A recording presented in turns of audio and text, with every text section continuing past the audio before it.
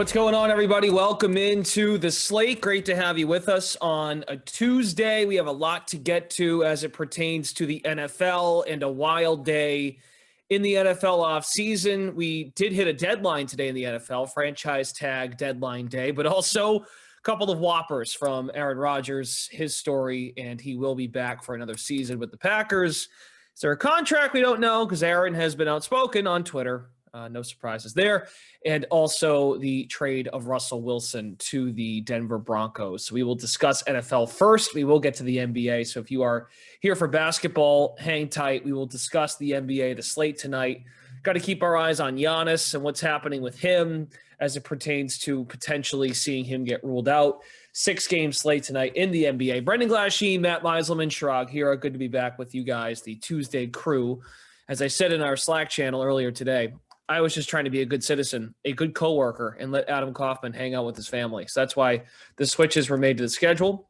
We don't need to discuss that further, but lead off thought, Matt Meiselman, on what was a wild day in the NFL as it pertains to news, quarterbacks. Yeah, it's a day that really changed the betting lines a lot. And I guess the thing that was weird is one of the teams we thought Aaron Rodgers might go to was the Denver Broncos. So I think we talked about this a couple of weeks ago on one of the football shows where the odds for the Packers and the Broncos were accounting for potential Aaron Rodgers news.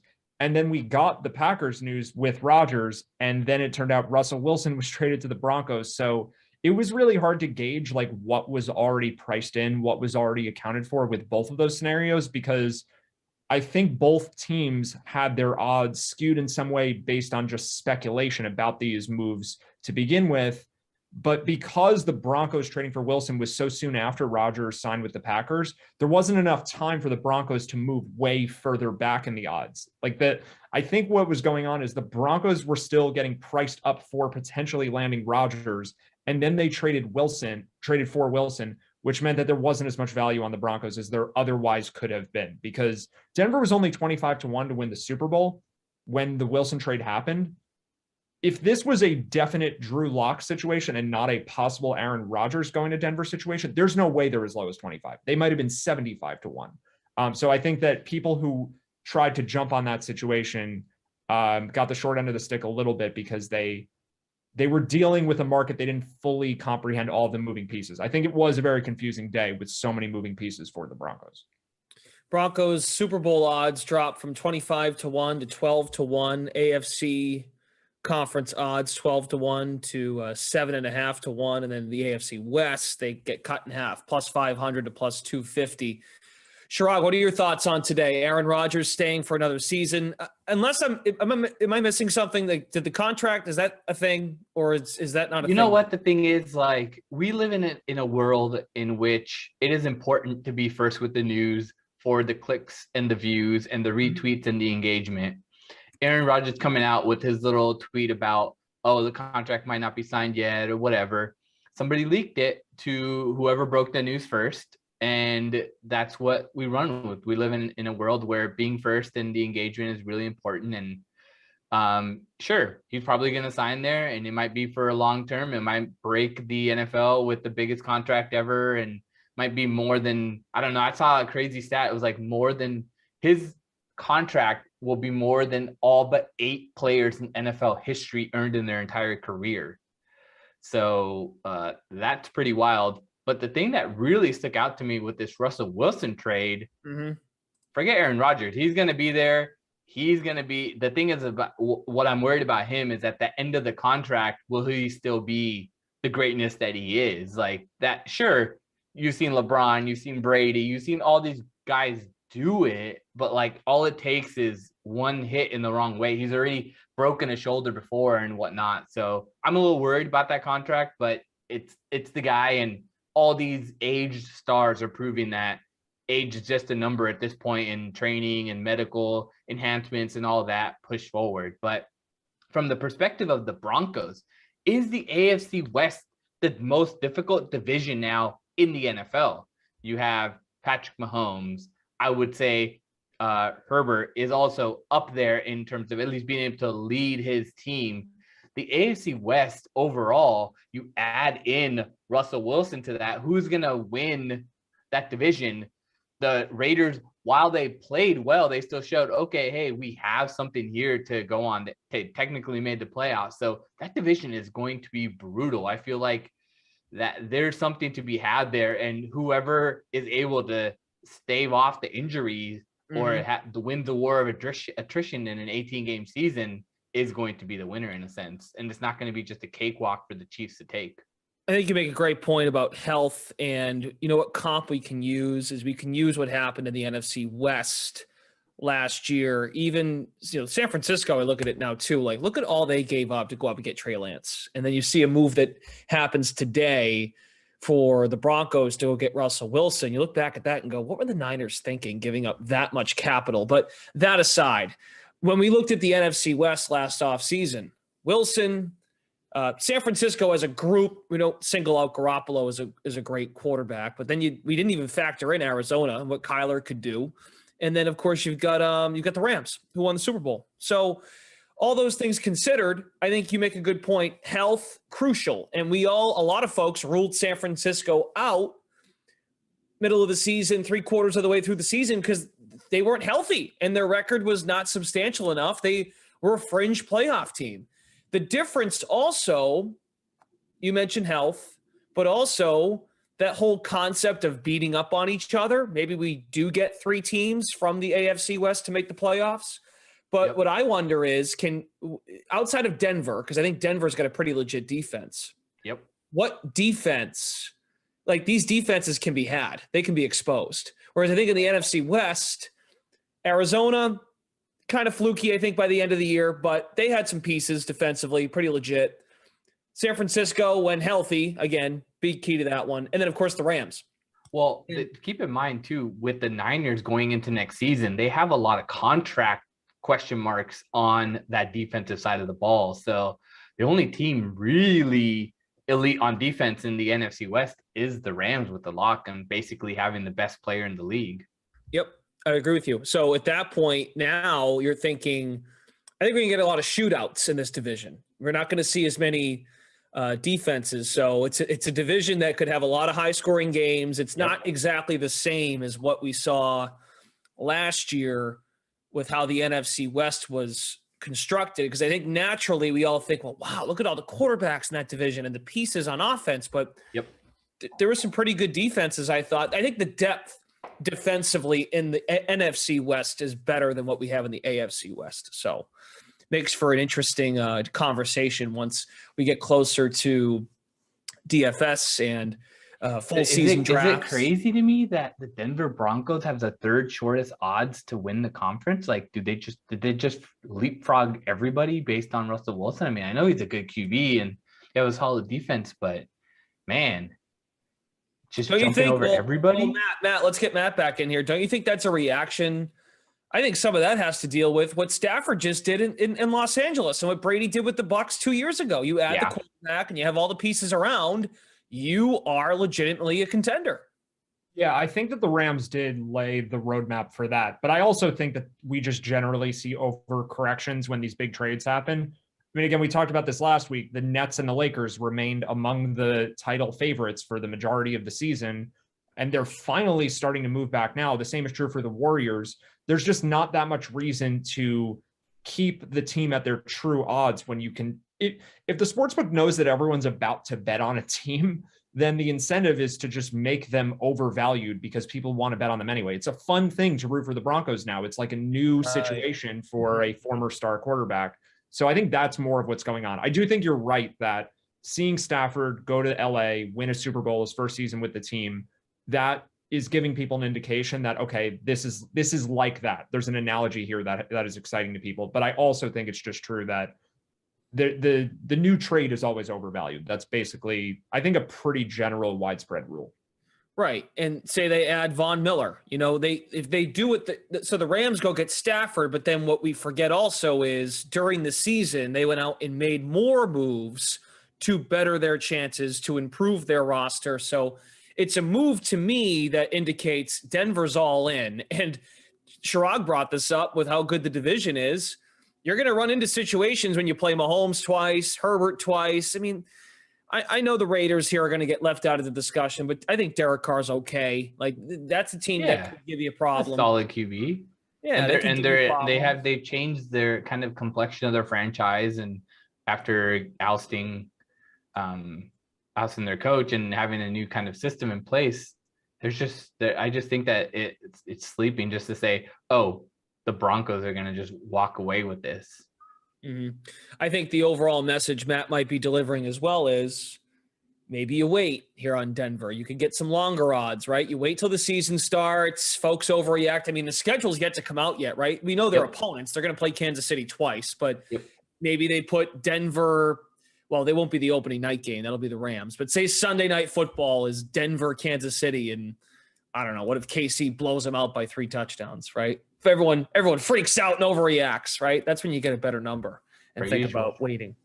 So anything else to add here? Anything? I love how it really makes my heart warm that neither of you have any thoughts on Aaron Rodgers, because like, woohoo, yay, you're staying after just tugging us along for the last 2 years. Well, the thing is, the biggest thing I have to say about the Aaron Rodgers situation is they just flubbed it. They drafted Jordan Love. You could have traded up to maybe potentially get Justin Jefferson, or you let the Colts get Colts are my favorite team, and I'm blanking on the receiver, Pittman. You let Pittman go right after. Like you had it, if you wanted to move up, you let your in-division rival take Jefferson, who ends up probably going to be the best wide receiver in the class, and you let Pittman go to the Colts. And you have Jordan Love, and you have 4 years of $50 million on Aaron Rodgers. I don't know, man. Like they really, really, really missed their mark there. They could have put him over the top, and now they don't have the money to go get a big name free agency. Amari Cooper is available, but is he going to come here for a min just to have a chance to win and play next to Devontae because he'll get open shots? No, you're going to have to internally draft somebody in the late first round, early second round, and hope that now you're reaching for a receiver when the receiving class, when you needed a receiver, was elite. Like that's what I was going back to thinking about in that 2020 draft. Matt Meiselman, so to use your topic or use your angle on folks wanting to bet the Broncos, they're more fun. Russell Wilson leaves Seattle. He's got a winning element to his game.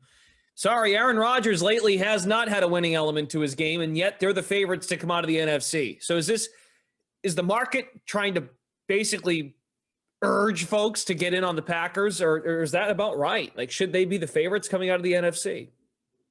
I think it's hard to say with a whole offseason still left, but they definitely deserve to be near the top. I mean, they were the favorites to win the NFC at the start of the playoffs, and they spent most of this past regular season as the favorites in the NFC.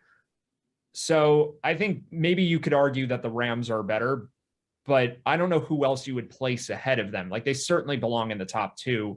They're coming back with essentially the same team as last year, and they were a really good team last year. They basically just had one terrible game against the 49ers. So I guess you could make the argument, yeah, this team is like not built for the playoffs. I don't really buy that. I think it is what it is. Like they are really good. The Rams are really good. The Niners and Cowboys have a chance to be really good. But the NFC overall is probably not strong enough to argue that like the Packers aren't up there, right? Like it's a balanced conference, it seems, but there aren't too many great teams in it. No question. I mean, Russ leaving the conference, and Kyler Murray has, readdressed the Cardinals on his social media channels, but Tom Brady's retired. Drew Brees is retired another year. I mean, there's really no excuse for Aaron Rodgers and the Packers to not be very much in the discussion to win the NFC. Once again, I mean, that's why the numbers where it's at, because who else really challenges them from a roster construction standpoint outside of the Rams? Yep. It's about where I get on this. So it's another way of Aaron Rodgers kind of admitting the best way I can win is stay right where I am and win that crap division that is the NFC North and get back to the conference final and blow it. But we'll get there when we get there. Yeah. And Daniel and Eamon are here with us as well. And yeah, no Brady. It's true. But Brady wasn't in his way this time. It was Matt Stafford, who we thought he owned in his own division. Let's go to the NBA, okay? Because we want to get to basketball. These guys are hoop heads. They're more excited about whether or not Giannis Antetokounmpo plays tonight. And Matt Meiselman, what is your latest temperature on Giannis playing against the Oklahoma City Thunder. The Bucks are laying 14 points tonight on the road. Yeah, I think it's sort of related to the line movement we just talked about with the futures, but my indication at this point is that Giannis is going to play just based on where the betting line is.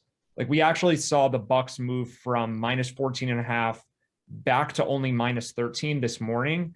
And maybe there were more people than just me speculating that Giannis might sit tonight, but we're starting to see the line creep back up, because just the more hours in the day that pass without an announcement, the less likely it is that there's going to be one. Giannis isn't on the injury report.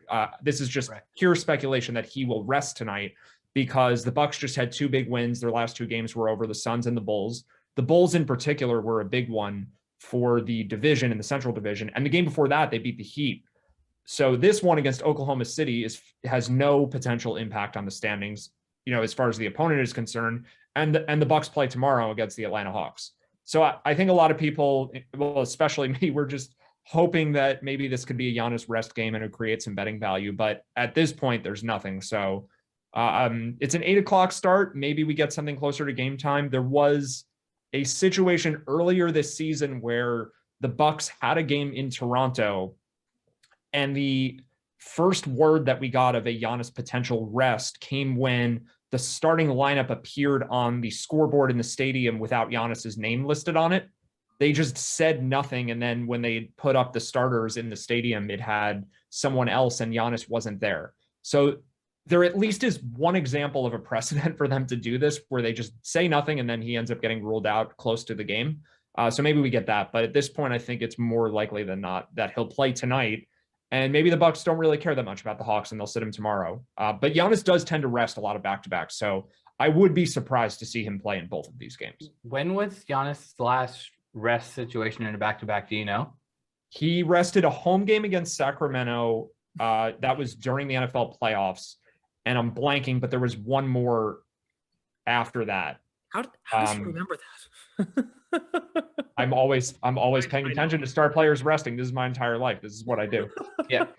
I mean, there's an edge to be had. If you continue to attack that over a long course of a season, there's an actual edge to be had. Like preparing, just as we mentioned before we jumped on air, preparing bets in anticipation of these moves. If you want to open the bet sub to talk about so that people can see.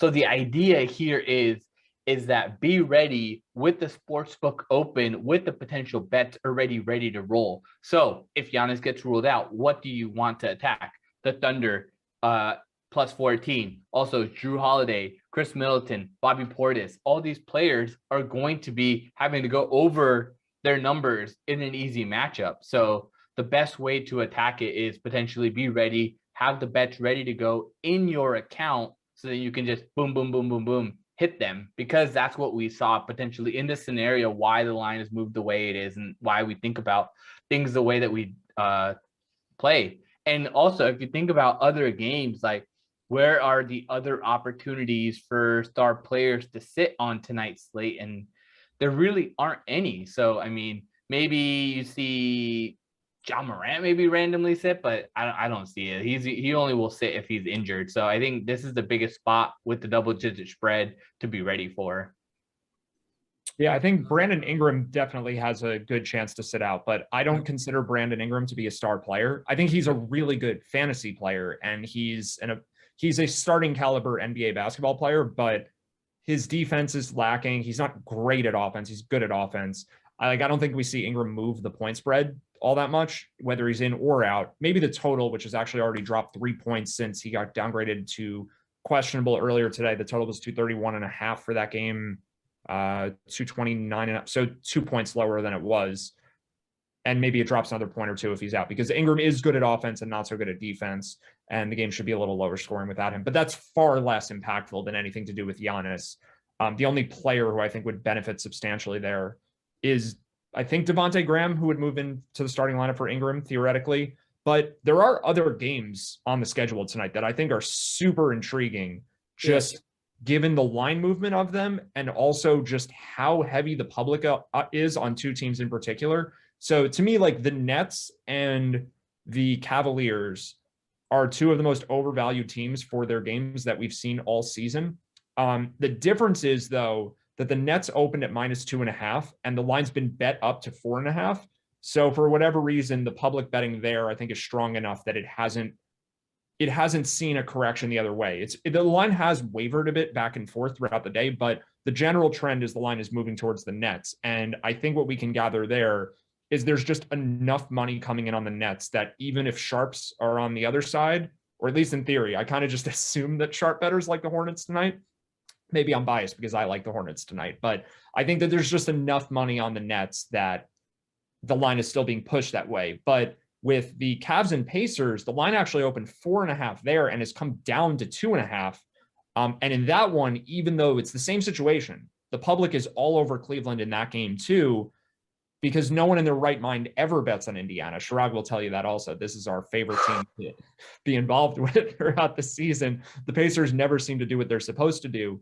But I think that people who follow more player-specific advanced metrics will understand just how big of a deal it is that Cleveland doesn't have Jared Allen, and then also understand that the Pacers have dramatically underperformed their talent level throughout the season, and then especially since they got Malcolm Brogdon back, who, like, Brogdon's pretty much healthy now. He's playing slightly fewer minutes than he did earlier, but Brogdon's a good player, and now we have Chris Duarte back, which means less Lance Stevenson, which is always a good thing if you're rooting for the Pacers. You don't want to see too much Stevenson out there. You don't want to see too much Dwayne Washington and Kiefer Sykes. Like, the Pacers are pretty much healthy. Goga Bitadze is available. Like, this is a team that I think is pretty close to, maybe they're a little below average, but they're average-ish.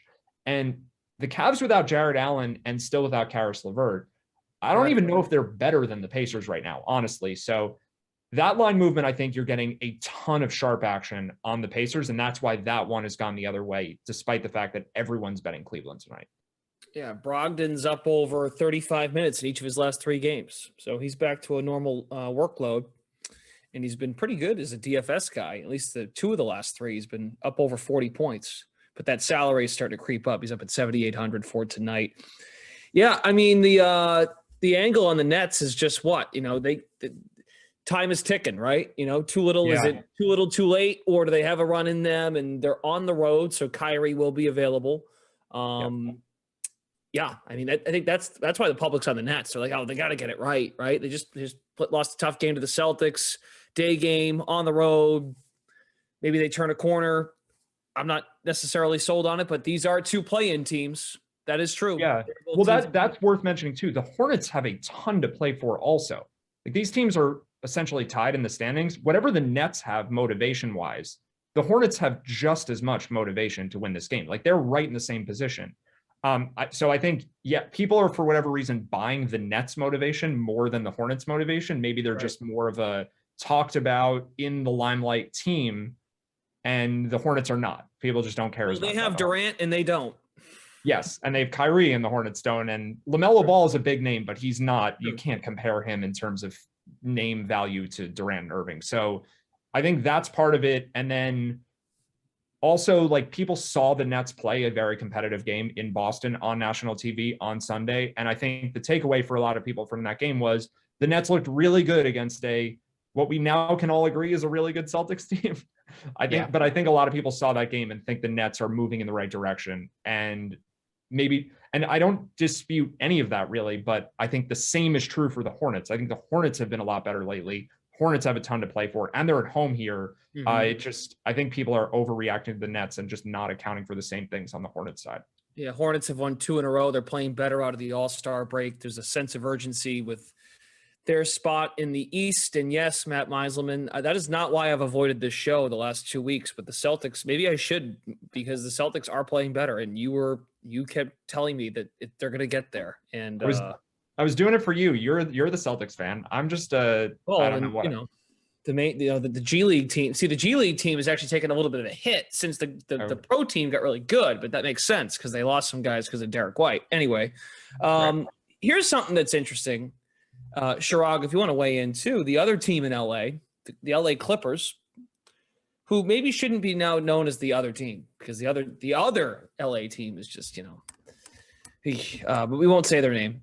The Clippers are getting 6 at Golden State, who is struggling right now. They've lost 5 in a row, 2-8 over the last 10, but they are at home. Is this a trap line? The Clippers getting 6? The Warriors are bound to bounce back eventually, but just the way Coach Tyronn Lue coaches this team keeps them in games. He makes adjustments. He puts the right people in place to succeed. He has a solid rotation. People play out of their minds for every single game. They get hyped up like it's the playoffs and their lives are on the line. And I think that it's going to be a close game, and it might just be better to wait until halftime to see what's really happening, what's transpiring. Because the Warriors, typically a good team coming out of the third quarter break. So I would wait on that, honestly, and just see how the teams are flowing, if Curry's cooking and how they're playing. I just feel like I would lean to the Clippers at this moment, but I would wait on it to take a live line. Both teams are 3 games over 500 in their respective spots. Clippers as an away team against the spread, that is, and the Warriors are 3 games over 500 at home against the spread. So the Clippers, they're a feisty bunch, huh? They are always in games, and as a away underdog, Clippers are 13-9 against the spread. 6 feels like too much, Meiselman. It might be. Well, the Clippers are also coming off of just a totally embarrassing home loss against the Knicks in their last game. I don't know really what to do with that, but one thing I do know is that Gary Payton II is not available for this game. And I have talked about him a lot this season. The first game that he missed, which was over the weekend against the Lakers, unfortunately, we didn't have a show to go over that. That would have been really fun for us to talk about, because that was the most excited I was to bet on the Lakers the entire season. We can ask Chirag to confirm based on our Slack back and forth. But I was very excited about the Lakers in that spot, because I don't think anyone is aware yet of how important Peyton is for the Warriors, and then Otto Porter Jr. to a lesser extent. But they don't have Draymond, they don't have Peyton, and they don't have Porter, who's probably their 3rd best defender. Wiggins is a decent defender too, but the Warriors do not have a good defense without this. With this current roster, they were kind of staying afloat when Peyton was playing. He's their primary shutdown defender without Draymond. This current version of the roster without him is not going to be a good defensive team. Like, one of the arguments that's been getting made about defensive player of the year with Draymond out is that Draymond may not be so deserving because the Warriors defense has been passable without him. But I think Peyton is the reason for that. If we saw both of those guys out of the lineup for an extended period of time, I think the defense would have fallen off a cliff. So LeBron had his best scoring game of the season against Golden State. I don't think it's a fluke at all. But I do think there's no way the Warriors would have only been -6 if this game took place a month ago, even with the same group of players. Like, I think that the odds makers, the public, I think everyone's kind of caught on that this Warriors team is not what we thought it was earlier in the year, at least until they get Draymond back, because he is just not only that, but difference maker for them. Steph was playing at an MVP level, and you went on and you were ready to fade him at that top spot. You said, nope, you can't sustain that in a sense. And losing Draymond's a big piece of it, and he sets up Steph in ways that other players really cannot. But that was his regression to the mean, in a sense, was imperative. And then you add in a player in Klay Thompson, who is I would say he's a high usage player. I mean, if you're coming in off of a Achilles torn and a knee injury, and you're dropping 17 points a night, means you're getting a healthy amount of shots still. So the offense entirely changed with Draymond out, Klay Thompson added after not playing all of last year with the team. So I feel like that made a huge difference too. That takes time to build that chemistry back up. Even though as good as Klay is, he's not Klay of old just yet. Yeah, I can't claim a true victory lap on this because Draymond did get injured, and I obviously didn't predict that. But the Warriors are worse with Klay Thompson. Like, this is actually happening. They're not just a little worse, they're a lot worse. And yes, Draymond's out too, and that is surely the main reason why they've been worse. But I think giving Klay minutes at the expense of Porter, Peyton, Iguodala's been hurt, who low-key was pretty good at the beginning of the season. Like, Klay playing over those guys makes the defense significantly worse. And I think at some point, maybe during the playoffs, Thompson will regain his legs and turn into the Klay we were used to seeing in the past. But the expectation that that was going to happen right away just seemed foolish to me. Like he had 2 major injuries and was out for 3 years. At minimum, it was going to take him some time to get reacclimated, get his minutes up, get the conditioning, everything normal, and look like an elite player, because that's what everyone's expecting from him. There was just no way that was going to happen immediately. But I do still think the Warriors have an outside shot to make a run to the finals. I just don't think, even with Draymond at this point, they're as good as like the Suns if they're healthy, the Jazz if they're healthy, the Denver Nuggets if they're healthy. I think these teams are all ahead of the Warriors right now. This is another example, more often than not, the idea that adding an injured player to your team at the midway point of the season is your trade deadline pickup. More often than not, it's not going to be enough because you're asking too much of the injured player. Just like, and maybe I'm wrong. Maybe we'll see with the Clippers and what's happening with Anthony Davis and the Lakers and what's happening with Ben Simmons in the Nets. I mean, maybe those teams prove the previous years wrong, but it's a big gamble to think those guys are going to make that big of a difference. And we're seeing it with Klay Thompson right now, and he's got a lot of reps under him at this point. Not a lot, but enough to see enough, right? So yeah. And just to weigh in on the Nets quickly with the Ben Simmons point, I actually think that's a very different situation, because Klay Thompson with the Warriors is a scorer, and the Warriors have Steph Curry. Like, they don't necessarily need that. But with the Nets have no defensive stoppers on their roster right now except for Ben Simmons. Getting him in there, I think, will actually make a huge difference for them. I get it, it's not exactly what you were saying, right? Like they did trade for him, but we're still talking about a situation where a guy is returning from injury later on. But I do think like the Nets are going to be a very bad defensive team, at least until Ben Simmons returns, because if you just go top to bottom down their roster, there isn't a good defensive player. I mean, Durant's fine, but given the amount that Durant has to do offensively, at least in the regular season, like there's no way he can put in night after night effort on defense in that way. Maybe in the playoffs, sure, but Simmons is going to make a big difference for the Nets, I think. And without him, I mean, this is part of why I like the Hornets tonight, is I just don't think the Nets are a good defensive team, and their offense is probably good. Like, I mean, it's probably really good, but the Hornets offense is really good too. And they now have Montrezl Harrell coming off the bench, who's been really good this season. So I think the Nets actually do need Ben Simmons to have a chance to win a championship this year. Like, I just don't think they're that good without him. Most definitely. And that's even though Durant and Kyrie are both all-star level players, if not MVP. I think I'd argue with MVP, but at least all-star level players. Despite that, it's not good enough unless they get defense from Simmons. Right. Defensively, there's an issue there. So it looks like the Hornets, they just got juiced up to or up to plus 160 on the money line. Nets down to minus 190. What else? Thunder plus 14, juiced to minus 115. That's something to keep an eye on. We're still waiting on any news potentially on Giannis. I think one game we have not discussed, or at least mentioned, is Suns Magic. No Devin Booker, no Chris Paul. Do we have any faith in the Magic getting 6.5 at home? Small amount of faith. I think the thing that's hard to know, and this can be different for any team in any situation, but when a team has played a bunch of road games all over the place, you can certainly have the potential for a dud where everyone is just tired. And the Suns' last 2 games were, I think they were home against the Knicks, and then they were in Milwaukee, and now they're going down to Orlando. And if we go back, they've played a handful of road games lately. They've been traveling a lot. And even though this is not a back-to-back, I do worry about like DeAndre Ayton maybe playing some reduced minutes. Cameron Payne was out a long time. Like maybe he's not. Cam Johnson's out too, right? And Cam Johnson's out too, which is actually a pretty big deal. I mean, the Suns still have Bridges and Crowder and Ayton. Like they have good players around him. And Cameron Payne being there doesn't make it a total disaster. But if I had a lean here, it's the Magic. I think that this line maybe is like a point too high. And also, I don't care that Jalen Suggs is out. Markelle Fultz is back. That's probably just a wash. Like neither of those guys is great at this point in their careers.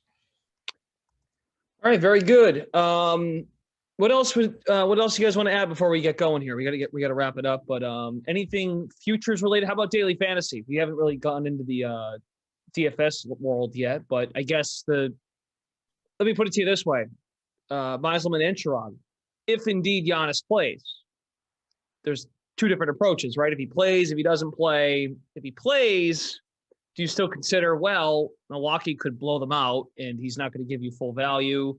Still, even with Giannis in, do you consider fade Giannis, who is the most expensive player at $12,000, and then look elsewhere?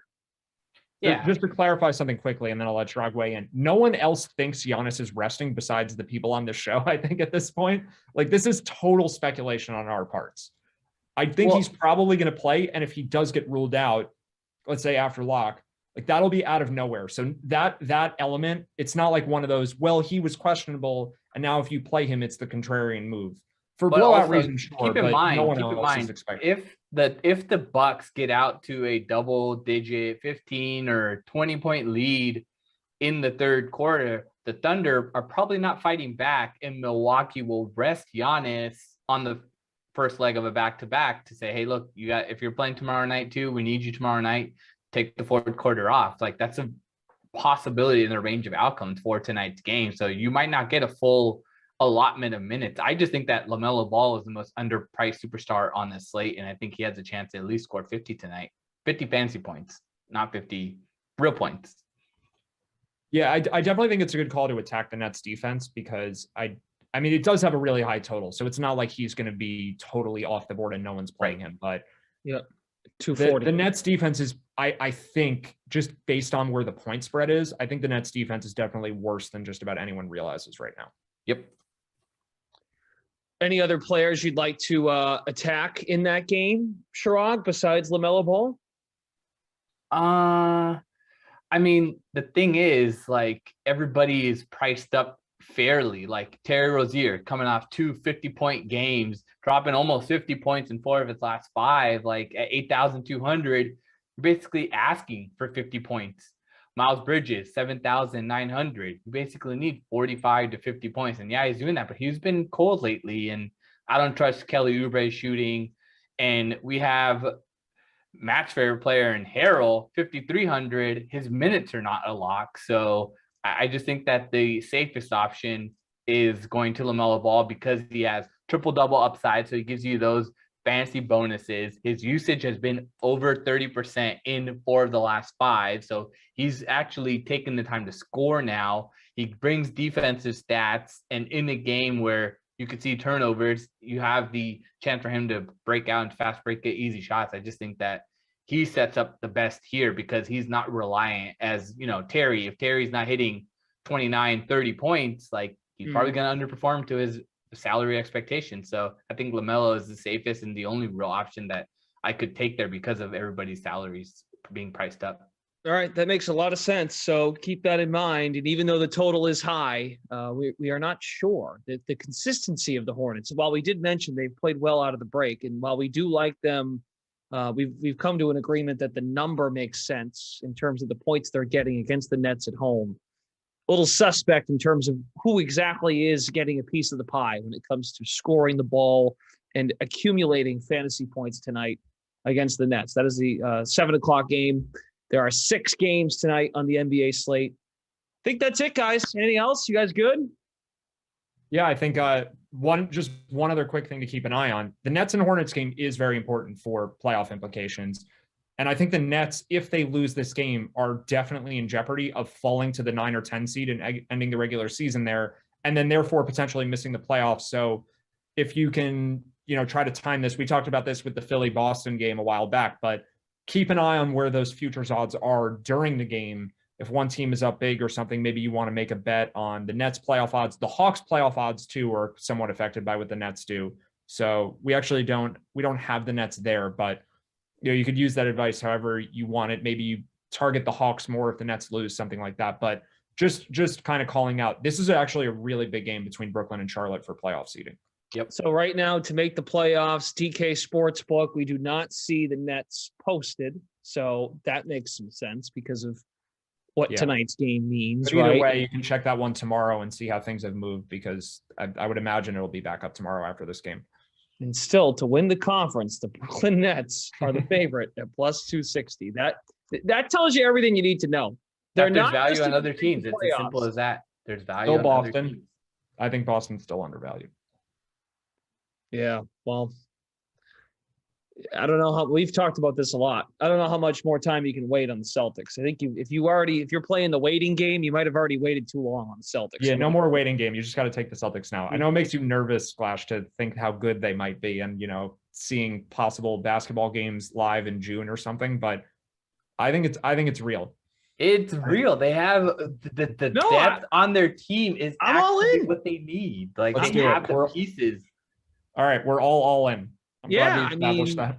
Look, and I can say this. I mean, before I got the G League job, I took Celtics over 46.5 wins, and I was really devastated and sad and didn't think it was happening. And then who first told me you might have a chance? Matt Meiselman. And I'm like, you're nuts. There's no way they're getting there. And I think at this point, like, you're gonna win that. That's awesome. Yeah, it's awesome. The last time we did a show together, we were like, yeah, it's going to be close. Now, I don't know if it's going to be close anymore. Correct. It's been like 3 weeks, so good to be back. Thanks for letting me work today, Kaufman. Anyway, that's going to do it for us. Thanks to Chirag, of course. Chirag Hira, he runs all of our content over at DK Nation. Does a great job, DK Playbook. Also, Matt Meiselman, you can find him on there as well. Does a great job with the DK Sportsbook, getting all of those he's the DK Sportsbook content specialist, both of them. And thanks. No. Both of them. I love that title. And thanks to Eamon and Daniel, our production team behind the scenes. That's going to do it for us. Once again, tune into the Sweat tomorrow at 11 a.m. Also, the Slate at 5. We'll see you then. Thanks for watching.